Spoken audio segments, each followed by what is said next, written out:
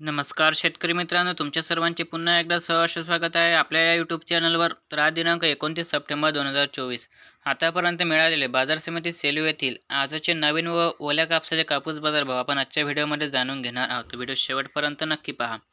तर आज दिनांक 29 सप्टेंबर 2024 रोजी बाजार समिती सेलू येथे कापसाची आवक आली होती 19 क्विंटलची आणि कापसाला जास्तीत जास्त सर्वसाधारण आणि कमीत कमी दर मिळाला आहे 60,800 रुपये प्रति क्विंटल. हा कापूस बाजारभाव खाजगी व्यापारी यांच्या अंतर्गत देण्यात आलेला आहे. असे दररोजचे कापूस बाजारभाव जाणून घेण्यासाठी चॅनलला सबस्क्राईब करायला विसरू नका. चला तर भेटूया पुढच्या व्हिडिओमध्ये. धन्यवाद.